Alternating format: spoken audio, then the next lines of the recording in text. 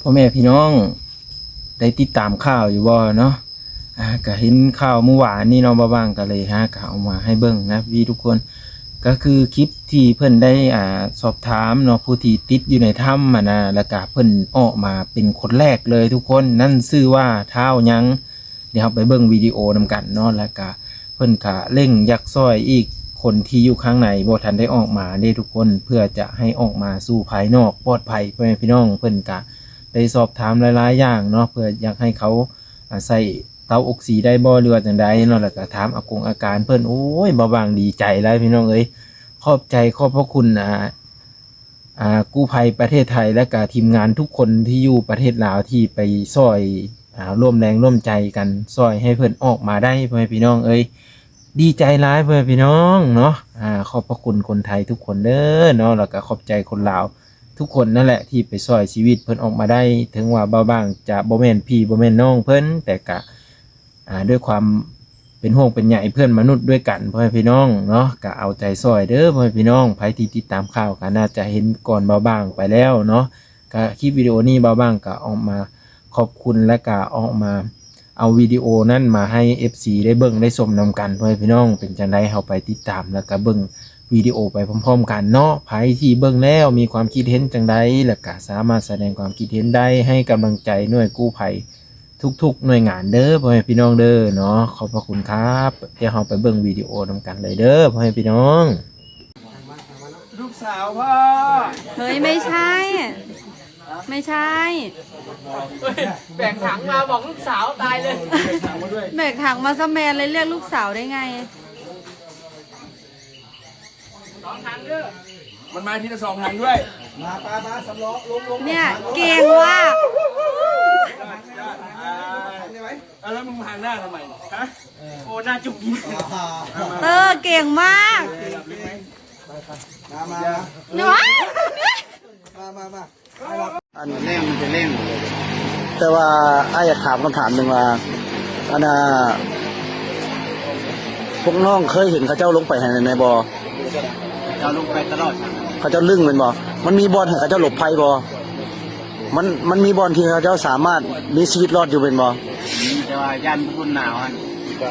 โอ้หนาวแห้งเดี๋ยวนี้อยากถามว่าจุดที่พวกน้องคิดว่าเราไปเห็นมันไกลจากจุดที่พวกไปพบน้องไกลบ่ไกลจากประมาณจากเมตรโอ้จะเปลี่ยนมาเลย500 เมตรฮะฮอด500 เมตรหรอมันลายแยกทางแคบค่อยไปบอยเขาขึ้นนั้นซิลีน้ำมีบอลสูงแล้วตรงนี้มีบอลลี่สูงบ่หนาวบอลเท้าอยู่อันทว่าประเทศไทยสุดที่หนาวแล้วก็เลยตายโอเคขอบใจเด้อใครที่ได้เห็นคลิปเห็นวิดีโอแล้วพ่อแม่พี่น้องเนาะก็โอ้ยดูต้นเพิ่นเนาะก็ยังยังอีจักชีวิตก่อที่อยู่ทางข้างไหนนะพ่อแม่พี่น้องก็ยังอี2ชีวิตที่ยังบ่ทันได้ค้นพบเนาะตัวนี้ก็เป็นแห่งกำลังใจช่วยเพิ่นเด้อพ่อแม่พี่น้องขอให้เพิ่นพบไวๆแล้วก็ออกมาสู่อ้อมกอดลูกอ้อมกอดเมียครอบครัวที่อบอุ่นพ่อแม่พี่น้องย้อนความยากความจนเนาะ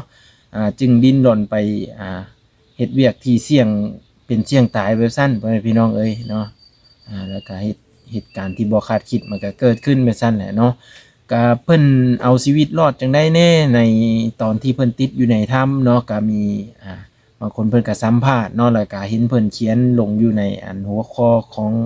รูปภาพเนาะทุกคนบางก็ได้อ่านเบิ่งแล้วเพิ่นว่าได้กินไม้ที่เพิ่นเคิงค้ำมานี่ในเพิ่นฮ้อนค้ำเนี่ยหมดไปอยู่2 อันทุกคนเนาะก็ถือว่าไม้อันนั้นก็บ่ฮู้ว่าเป็นไม้หยังเนาะก็ถือว่าเพิ่นก็กินประทังชีวิตเพื่อให้อยู่รอดนั่นแหละทุกคนเนาะเบิ่งเพิ่นก็จ่อยพร้อมหอมแห้งหมดเลยพ่อแม่พี่น้องเอ้ยเนาะแล้วก็เฮ็ดให้เพิ่นบ่มีแห้งเลยแหละเนาะถือว่าคนเฮานี่หิวข้าวนี่ก็โอ้สมควรนะแต่ว่าวันนึงนี่ก็ยังสมควรแล้วพ่อแม่พี่น้องแต่ว่าเพิ่นอยู่ได้จังได๋แหละเนาะก็คือเพิ่นอยู่ได้ย้อนเพิ่นกินอันไม้เคิงคำเพิ่นว่าเนาะเป็นความจริงบ่หรือว่าจังใดพี่ๆที่ติดตามเบิ่งแล้วมาบอกว่าบ้างเด้อเนาะบางก็ติดตามมาโดยตลอดพ่อแม่พี่น้องเนาะบางทีก็เพิ่นลงข่าวนะประมาณ21-22 โมงเนาะบางก็เบิ่งอยู่ทุกคนแต่ว่า ในตอนนั้นเบาบางก็อยากพักผ่อนแน่แล้วเนาะแต่ก็บ่ได้เอาคลิปวิดีโอตอนนั้นมาเพื่อพี่น้องเนาะใครที่ติดตามเบิ่งก็จะเห็นเนาะแล้วก็โอ้ดีใจหลายเพื่อนพี่น้องเอ้ยที่เพิ่นออกมาได้คนหนึงแล้วเนาะเฮาก็รอเบิ่งอีกเนาะออกมาเป็นเท้ามืดเพื่อนพี่น้องเนาะชื่อเพิ่นน่ะชื่อเท้ามืดเนาะแล้วก็คือตามเห็นในวิดีโอที่เพิ่นสัมภาษณ์นั่นแหละเพื่อนพี่น้องอันนี้คือบ่าวบ้างก็ได้เห็นหลายๆคนที่เพิ่นได้ช่วยเหลือเนาะบ่ว่าจะเป็นพี่วินเจน้อมแล้วก็ไอโจเซฟเนาะโอ้หลายๆคนเลยเพื่อนพี่น้องเอ้ยเนาะที่เพิ่นแบบช่วยเหลือกันเข้ามานะแล้วก็ยังที่บ่ได้เอ่ยชื่อก็มีหลายเพื่อนพี่น้องเนาะก็ขอบใจขอบพระคุณเบิดทุกคนนั่นแหละที่ช่วยเพิ่นเนาะเพื่อนพี่น้องเนาะเฮาก็เป็น YouTube น้อยๆเฮาก็ได้แต่เบิ่งคลิปเพิ่นแล้วก็เอาความยินดีเนาะเอาความดีใจนี่แหละเพื่อนพี่น้องเนาะมาส่งกำลังแห่งใจให้เพิ่นเด้อเนาะหรือว่าไผที่ได้เห็นวิดีโอนี้แล้วก็เบิ่งคลิปแล้วเป็นจังได๋แน่ก็สามารถแสดงความคิดเห็นได้เป็นตาอีตนเพิ่นเนาะเพื่อนพี่น้องเนาะก็คือหลังจากที่เพิ่นติดทำอยู่หั่นก็โอ้ยหลายวันพอสมควรได้เพื่อนพี่น้องเอ้ยเนาะจนเฮ็ดให้แบบอดข้าวอดป่าพุ่นแหละเพื่อนพี่น้องเนาะแล้วก็น้ำมันก็สูงขึ้นเรื่อยๆนะเพิ่นก็บ่สามารถมุดออกมาแต่ถ้ำมันได้เนาะด้วยความมืดพร้อมเพื่อนพี่น้องถือว่าแบบขนาดว่าทีมกู้ภัยเพิ่นดำน้ำลงไปจักเม็ดก็เพิ่นว่าเนาะเพื่อจะขึ้นไปอีกนะเพื่อจะเห็นบอนที่เพิ่นอยู่ลี้ไผ่แบบว่าเพิ่นเอิ้นว่าจังได๋แหละบอนที่ลี้ไผ่แบบว่าปลอดภัยสุดๆแหละพ่อแม่พี่น้องบอนนั้นนะเนาะแล้วก็ยังมีอีก2คนที่เพิ่นตามหานะประมาณ500เมตรเพิ่นว่าเนาะแต่ก็มันจะแบบทางมันแคบเนาะแล้วก็มีหลายแยกพร้อมป๊าดโตคันบ่สำนีสำนาญในทางที่เคยเดินไปนี่ไปบ่ได้พ่อแม่พี่น้องเนาะเพิ่นก็ต้องมีแบบ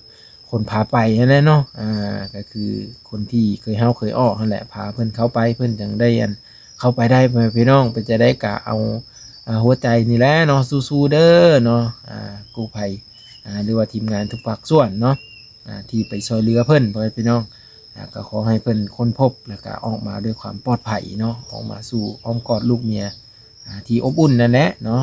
หลายๆคนก็รอเบิ่งรอติดตามเบิ่งแต่เจ้าอยู่เด้อเนาะเพื่ออยากเห็นเนาะอยากเห็นว่าเพิ่นเป็นหน้าตาแบบใดนะที่เพิ่นเข้าไปติดอยู่อย่างอีก2คนนะพ่อแม่พี่น้องเพราะว่า5คนได้เห็นแล้วเนาะ5คนได้เห็นแล้วแล้วก็เพิ่นกำลังลำเลียงออกมาตั้งแต่ในถ้ำเนาะเพื่ออยากให้แบบออกมาด้วยความปลอดภัยนะพ่อแม่พี่น้องเนาะเพิ่นก็ต้องเซฟแบบร่างกายบ่เซฟสุขภาพเขาก่อนเนาะเพื่ออยากให้แบบว่าออกมาแล้วก็แบบมาใส่ยมใส่ยาอยู่ข้างนอกพี่นะเนาะเพิ่นก็คอยลำเลียงออกมาพ่อแม่พี่น้องเนาะโอ้ยากได้พ่อแม่พี่น้องเพราะว่าร่างกายเขามันก็อ่อนล้ามันเมื่อยแล้วทุกคนเนาะแต่ว่าสิเห็นปุ๊บแล้วออกมาปั๊บแต่ก็บ่ได้เด้เพิ่นก็โอ้เพิ่นวางแผนนี่เบื้องหลังเพิ่นนี่บ่ได้ธรรมดาพ่อแม่พี่น้องเนาะบ่ว่าจะเป็นการเอาออกมาจังได๋เฮ็ดจังได๋นะพ่อแม่พี่น้องเนาะว้าตัวเห็นเบื้องหลังเพิ่นนี่แบบกู้ภัยนี่ถือว่าสุดยอดเลยพ่อแม่พี่น้องเนาะบ่ว่าจะเป็นดำน้ำมุดเข้าไปอีกเนาะบางเห็นวิดีโอทุกวิดีโอก็โอ้ยอีตนเพิ่นพ่อแม่พี่น้องเนาะเอาใจสู้เอาใจช่วยเด้อเนาะทีมงานกู้ภัยทุกคนบางมาเห็นแล้วก็บางก็ได้แต่ส่งกำลังใจแหละพ่อแม่พี่น้องเพราะว่ามันอยู่ไกลกันบ่ได้ไปพ่อแม่พี่น้องเอ้ยเนาะถ้าว่าอยู่ใกล้ก็สิไปถ่ายคลิปให้พี่ๆได้เบิ่งอยู่อันนี้ก็ปูนภาคเหนือพุ่นทุกคนเนาะภาคเหนือพุ่นอยู่ลงแจ้งพุ่นเนาะจักอยู่เสือลงแจ้งบ่เคยไปจักเทื่อเนาะแต่ว่าอยู่ในไทยนี่ก็เคยไปตั้งแต่ครั้งเดียวที่ไปกับพี่ทิพย์อันแหละเนาะบ่เคยไปจักเทื่อพ่อแม่พี่น้องเอ้ยเนาะถ้ามีโอกาสเวลาก็อยากไปเที่ยวอยากไปลิ้นอยู่ประเทศไทยอยู่เด้อบ่างก็ได้เนาะอยากไปเห็นอีกพ่อแม่พี่น้องเนาะเพื่อจะไปทำงานเพื่อจะได้เงินเป็นก้อนเป็นโงนมาใช้ชีวิตกับสิ่งสะดวกสบายขึ้นพ่อแม่พี่น้องเนาะ